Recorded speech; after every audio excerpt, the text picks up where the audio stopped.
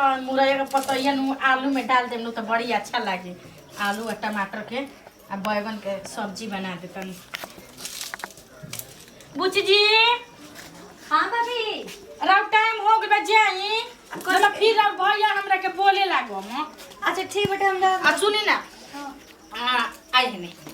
अरे बढ़िया से पढ़े चल जाम ठीक बटे। के ऊपर मतलब तकनी ओकनी ना अपन नीचे मोड़ी गाड़ के गोइला केहू कुछ बोलेला नु हमरा केहू से मतलब ना रहेला भाभी। हां त केहू कुछ बोलेला त ध्यान मान ना देनी ठीक बटे। ठीक बटे। बढ़िया से अच्छा से पढ़ाई कइल जाला अपन छुट्टी हो जाला त टाइम से घरे चली आवा जाला न त फिर चप्पलवा के ने बाबा भैया खोजे लगे नहीं के मिला ले हमार पहन के जाए घर पहन ले कोना तो जाके देखो के कर भैया रा पहले ओकम जातन उठावता नहीं ठीक घरे आ जाए का जाने का करत अभी तक आई ना घर के काम करे लगन से लेट हो गेल। अरे तू ये जे बड़ा बानी ना आओ बैठो कबे का मार ताकत ही बेरा हो बताओ तो सकरा है ना जन तड़ा लेट हो गेल हटे ना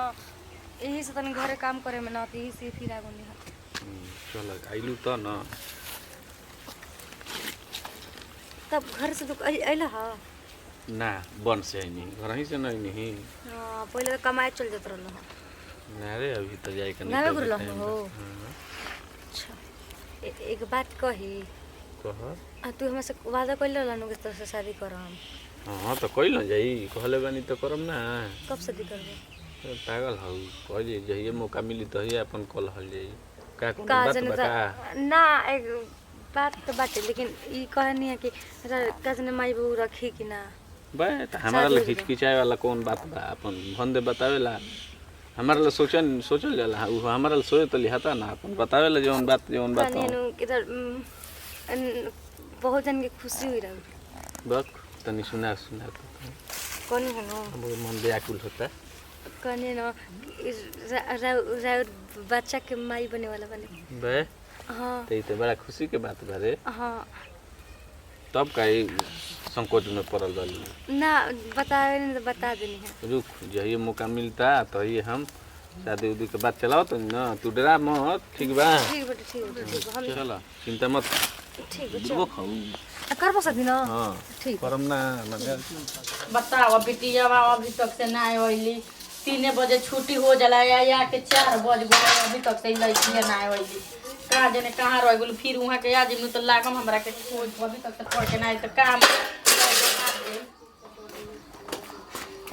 ए बुची है नहीं आई तो हां माने ई कौन टाइम में बताई सब लड़की के 3 बजे छुट्टी होखेला तरा 4 बजे छुट्टी होखेला को हम की भौजी बोलत है हम रोवा के देखि बोलल ना चाहिए ना लेकिन भैया राव हमरा के जान जाई कि 4 बजे उ छुट्टी ले आवत है का करती हो जी गरने दोस्त घरे ना तो कॉपी लेके रहनु दोस्त घरे हां एक बदला बदली कोई नहीं जो कॉपी देखो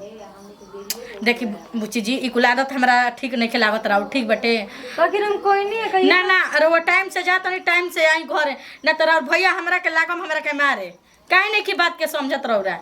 जाई कॉपी रख के गोड़ा दो के खाना खाई ठीक बेटा बुझी रौवे खाती कहतनी काज कुआर बानी कहीं मानतनी कि गलती उलती हो जी लागम फिर और भैया बोले हमरा के कि घर में रह के ओकरा के सिखावत नहीं खे 1 मिनट तो जतने विश्वास पर भरोसा पर तोरा के मेहनत रह जे पढ़े खातिर मैं गांव में इज्जत ले लेलु हमनी के का खिलाड़ी मैं गांव में इज्जत ले लेली सर तुमको तेरा भैया के पगड़िया ना होला तो गांव में भैया हमर मुंह का दिखाई तोरे में ढीर रखवा लेली करे कौन तुसे घर में हमरा रहबे रे बोजी अपने से गलती हो गई तोरा चलते हमर मरद जाता फांसी लगावे क्या मुंह हमर नाक कटवा देलस गांव में रह के हां तो तोरे का हम लेके चाटम करे देखत नहीं कि क्या कोइले बड़ी कि का कोटो हो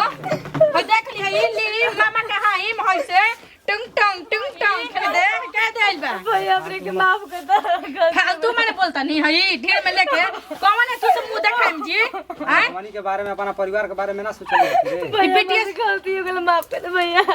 ई सोचले रही थी लड़की तो ऐसे कामे ना कोइले रही भाभी जान अपने माफ कर दे गलती हो गई बेटे भाभी आता ना आग फेकले तो भागुरा तू लेके ओकर निके काहे के तुसे मुंह देखैलू है ओ घरी हम बच्चा नहीं लेकिन अब ई घरी हम रात खुल गल बेटे भौजी हम लिया के चली आज के बाद घर से बाहर मत निकाल जब तक ले होई ना तब तक ले चल जौन कर तो तौन ठीके करत तोड़ू भगवान हमसे कितना बड़ गलती हो गई। गइल बाटे सोचले ना रही कि अम्मा के धोखा दे के चल दिया हमरे बेटा उनकर बच्चा हमरे पेट में पल रहल बाटे हमारे गलती करे के ना चाहत रहे हम तो कहत रहे कि भेंट मत कर लेकिन ना वो तो भेंटे कह के मनलन हम ही ननद रहनी हम ही रहनी घर भर में कितना हमार मानजन भैया भौजी करत रहलन जा लेकिन हम इतना सन गलती कर देनी गलती ना कर चाहत रहे हमरा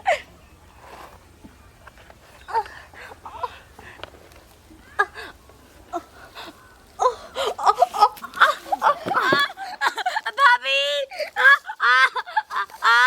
भाभी कहने बाड़ू बेटवा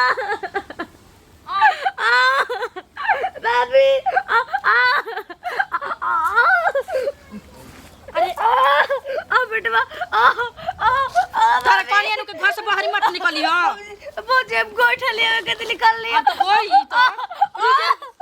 चलो चलो घर में तक जाइयो ना पहियो सही से तू कर और कस तन माने और जोर लगा